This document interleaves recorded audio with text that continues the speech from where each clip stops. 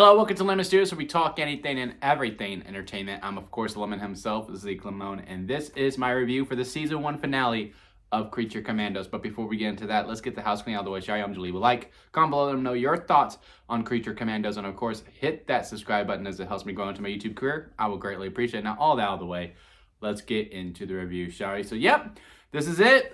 Creature Commandos Season 1 is officially done. We had Nina's backstory in this. And we got to see the fallout of if they're going to kill the princess or if they're not. Spoiler alert, they do succeed in that. I really liked this episode quite a bit. I would say this is one of the few times when the current timeline of the episode was better than the flashback episode, because a lot of these episodes throughout the whole entire season really ride or died when it came to the backstory, to me personally, within my personal experience. But this was one of the few where I was like, okay, yeah, the current timeline really carried it over. I think Frankenstein's episode did that pretty well too. But all the other ones, I was like, yeah, no, the backstory is very, very, very, very fun in this. Maybe GI Robots too for a little bit, but you know, it is what it is. But this one was Nina's, and Nina's was the one I was the most looking forward to. I was really enamored by Nina when the show kicked off. I was like, man, you know, she's just a really sweet girl. How does she even end up in this place? And, you know, they had that tidbit of like, look, if you get her in water, she's very, very dangerous. And maybe I read into it too much, because they really did hammer that home quite a bit. It's like, yeah, no, on land, she ain't much use. But if you get her in the water, oh, man, she's a real force to be reckoned with. And I just felt like, hey, she had this big power all the way through. And maybe I just read into it too much. And if that's the case, then that's on me. But I will say one of the criticisms that I have with this episode in particular, and also just within the show, is that we never saw Nina's power. If that was the case, if it really was that, hey, you know, if you get her in water, she has home field advantage because she doesn't need to take breaths. She could be in there. She just has more control in there. Then fine. But I feel like we shouldn't have amped it up quite a bit. But again, it could be just on me, but that is a problem that I have within this episode, because I was waiting on it all season long. I mean, I can't wait for Nina to get into action to really prove her worth into this team, because yeah, at the end of the day, love her. She was great within the season. The voice acting was amazing. I cannot recall who did her voice acting. It was really good. Really like what we did with her. But she was kind of like collateral damage. She was just another body we had to take care of. It was just like, why are you here? Because she really did serve no purpose. And, you know, another spoiler alert, she dies in this episode. I'm really hurt by that. I really am. Because like I said, she was number one to me, you know, like she went with the bride to her place, and, you know, just had these questions and all that. You know, she was just someone you just wanted to take care of, you know, just like your little sister and all that. And, you know, you get really attached to her. You see this backstory, and it was another tragic backstory, which I will say, again, not a criticism necessarily for this episode. I will say this show overall is kind of like how it is for on Disney Plus on Skeleton Crew from Star Wars, where if you take every episode individually, they are all very, very good. But if you're going to watch them back to back to back to back, or you watch them week to week to week and they're pretty fresh, it is the exact same structure all the way through, especially when it comes to the flashbacks. Now, again, for the most part, they all executed very well. Same with Nina's. But I will say, by the time we got to this one, I was just like, yep, here's the beats. She had a tough upbringing. Okay, yep, she gets bullied a lot.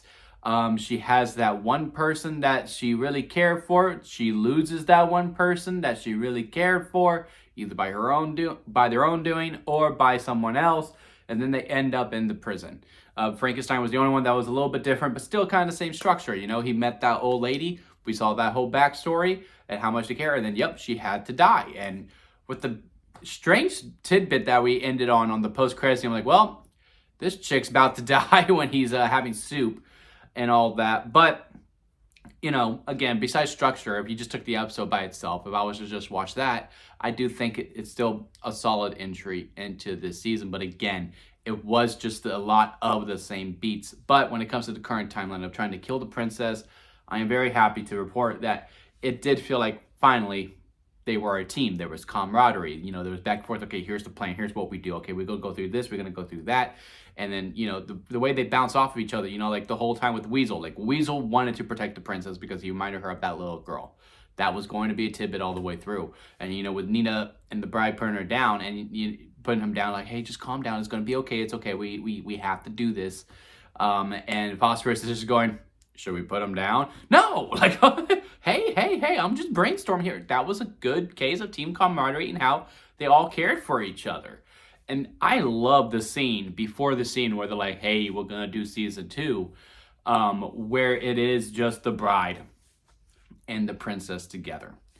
Loved everything about this because you know the bride is pissed that the princess killed Nina. And, you know, Amanda calls her and goes, hey, we made a mistake. Don't kill her. Have it to the side. It is what it is. Everything's just going through. She goes in there and the princess is like, look, no hard feelings. I understand. You had orders. Now your orders are cleared up. We're good. Nothing to worry about. And the bride goes, yeah, no, you're full of shit. You are full of shit. And just the way that they were going back and forth, how she's peeling back the layers because, yeah, Clayface was at the princess's house. So this was always the plan. I gotta say, princess, your plan was a little convoluted. It looked like you won after you captured her. So I don't know why we had to add Clayface into the mix. Maybe to make sure that, you know, that doctor dies and that you had that red herring because you knew Rick Flag would be going through. But how did you know that Rick Flag wouldn't do that and just take the orders? But anyway, it was just a little bit of the thought process. But, you know, the way that, you know, she's explained her whole plan and she has it right. And, you know, she has the gun on her. And she's going, look, honestly, I really don't care if you go for the world. I really don't. You know, what has this pile of dirt done for me is what she says. I don't care about that. What I care about, the reason why I'm going to kill you, princess, is simply because you took away the one friend that I had. And then shoots her in the face. It was such a good scene. It was, and really brought the bride up a few notches. I already liked the bride. I did. I liked all of them. But with how the Commandos were, it was, you know, Nina and Phosphorus for me, who I just really, really liked. And then, you know, it was probably Weasel after that, because this episode, to me, still was the best one out of the whole entire season, was the Weasel episode. And then after that, it could possibly be Nina or maybe Rick Flag, because I like Frank Grillo, and I think he does a really good job with this. So maybe, you know, they like flip-flop. But the bride to me now is easily number 2 with Dr. Phosphorus now that Nina is dead. But yeah, overall, a good episode. I did like it. I like the finale. I like the final ending bit where they're like, all right, bride, no, you are the leader. We're not going to go with Rick Flag anymore. He's going to do some other things. This is completely your team. Y'all going to have your own quarters over here where we show appreciation. Are you in? Yeah, I'm in. And, you know, we see King Shark again. That was pretty cool. It'd be awesome if, I did not catch in the credits if it was Sylvester Stallone voicing it. I hope he comes back for season 2. And there were a couple others in there as well. G.I. Robot made it alive. But it does seem like, oh no, we're going to get at least, because I know I saw at least 3 new people. I want to say 3. Where we're like, oh crap, we get 3 more backstory episodes, which I'm just kind of over. I'm just kind of ready for team camaraderie and just focusing on the parallel of the storyline and just seeing them bouncing off of each other and get me to love the team more. I finally felt that in this final episode, which is why when Nina died, it had an even bigger punch even before seeing her backstory. I think if I would just saw this team camaraderie, I still would have felt a lot. And, you know, I did feel it for the bride because that was the relationship we focused on the most within this season, which is a good thing because the bride looking absolutely devastated because Nina was with her from the whole way through. Yeah, I just want to feel that with the whole crew, though, instead of just these 2. That's my only note when it really comes to season 2, but I am really looking forward to it. But let me know what y'all think about it. Comment below. Let me know your thoughts on this season of DC's Creature Commandos and the finale itself. Leave a like if you made it this far within the review. I do greatly appreciate it. And, of course, hit that subscribe button as it helps me grow into a YouTube career. I would greatly appreciate it.